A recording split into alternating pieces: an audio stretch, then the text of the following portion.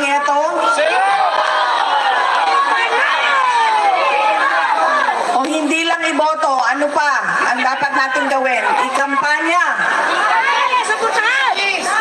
Idala sa lahat ng mga presinto at sabihan ang ating mga kasama, bigyan nyo ng zero yang putang inang Joel Chua. Yan, grabe mga kababayan, no? Nandun po ngayon si VP Sara Duterte sa baluarte ni Congressman Joel Chua. At ito na, kinampanya na po niya mga kababayan si Congresswoman Apple Nieto, ang mga kalaban ni Joel Chua doon sa District 3, no, sa Manila. At sinabi niya pa na ikampanya doon sa mga taga District 3 na bigyan ng zero vote itong si Congressman Joel Chua mga kababayan. At dahil sa kanyang gigil, ayan, napamura na po si VP Sara mga kababayan. Ayan, so talaga namang gumante na mga kababayan, no, itong si VP Sara Duterte sa ginawa nila doon sa kay VP doon sa hearing nila doon sa House of Representatives. Ayan, so ito na po mga kababayan, si VP Sara. Panoorin natin mga kababayan, pakinggan ang resback ni Vice President Sara Duterte dito po sa District 3. Ayan, nandun po siya ngayong gabi kasama po ang Your Miss Choice mga kababayan. Ibibigay ko itong apple na ito kay Apple Nieto. Ma'am, saksak mo ito sa bibig ni Apple Chua hanggang sa kanyang lalamunan, hanggang siya ay mamatay. Apple na yan. Ibigay mo kay Snow White Joel Chua. Alam niyo,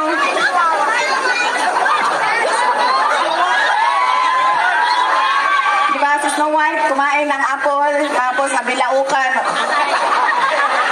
Apple yan. Bigay mo yan sa kanya. Sak mo yan doon sa bibig niya.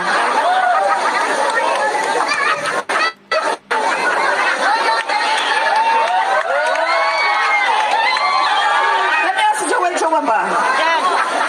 Siya ba may-ari ng Ingbitin? Ha? Hindi.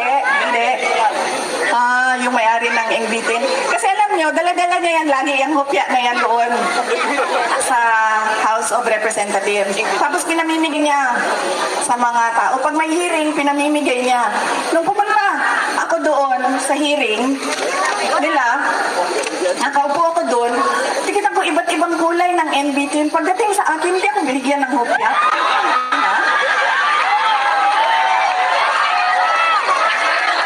Para bang hindi ako nagugutom?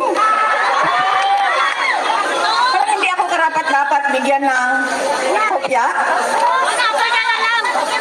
Tapos, sinasabi niya, abogado siya, nung nandoon ako at pinapaot niya ako, magsumpa ka.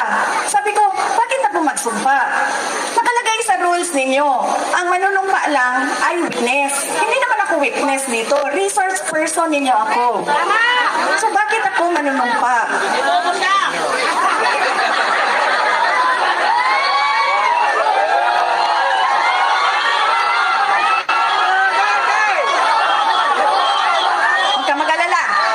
Yang apple na hawak ni Apple ang solusyon.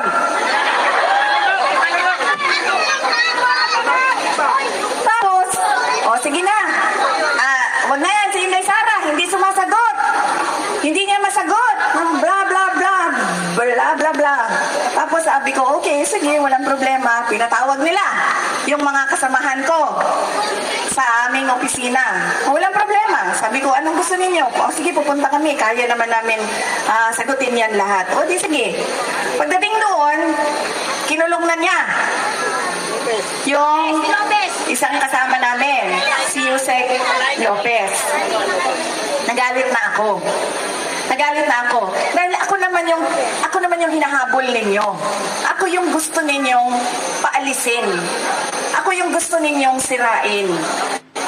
Bakit nyo dinadamay yung mga kasako sa opisina? Sinabi niya, pasensya na. Sinabi niya sa kapatid ko, pasensya na, sabihin niyo sa kanya. Dahil lahat naman tayo dito, sundalo lang. Kayo, sundalo kayo, kami, sundalo kami ni Martin Romualdez. Hindi lang buhaya, sir. Tambalus-lus yun na buhaya.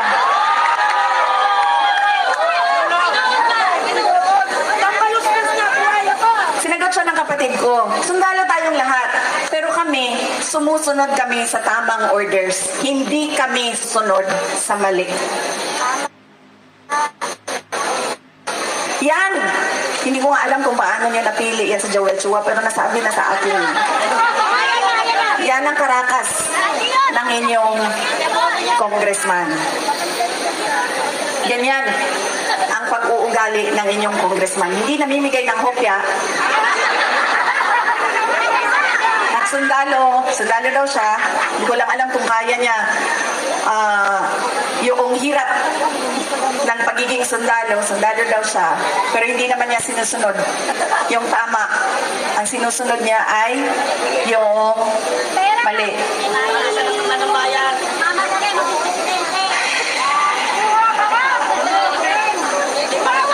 Nakalimutan ni Joel Chua nung sinisira niya yung pangalan ko na hindi ako kandidato ngayong eleksyon na ito.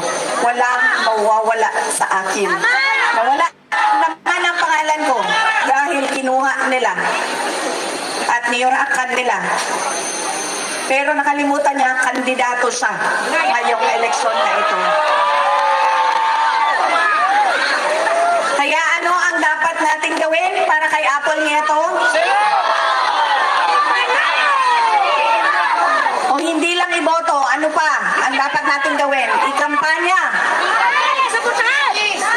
Idala sa lahat ng mga presinto at sabihan ang ating mga kasama, bigyan nyo ng 0 yang putang inang Joel Chua.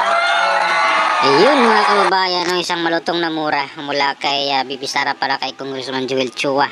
Ayan, so ito na po yung bagsik mga kababayan ng wristback ni VP Sara dito kay Joel Chua at kay kanya na pong kinampanya nga itong si Congresswoman Apple Nieto, no? Ito yung kalaban ni Chua at nakalimutan mga kababayan ni Chua, sabi ni VP Sara na kandidato siya ngayong mga kababayan sa pagka-congressman dito sa District 3 ng Manila. Ayan, so si VP Sara hindi kandidato kaya sabi niya walang mawawala sa kanya. Ayan, at sinabi niya pa mga kababayan na meron daw itong sinabi, no, kay Congressman Pulong, no, sa kapatid ni VP Sara na pakisabi na lang daw kay VP Sara na mga sundalo daw po sila mga kababayan. Mga sundalo daw po sila ni Martin Romualdez mga kababayan.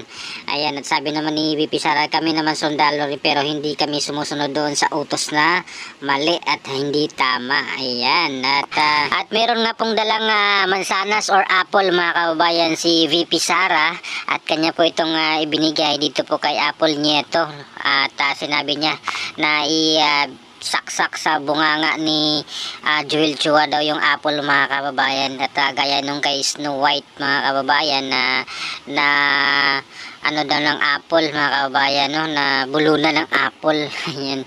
So yun po yung pasabog ni VP Sara ngayon doon sa may Arlegue, no, sa District 3 mga kababayan sa Quiapo, Manila.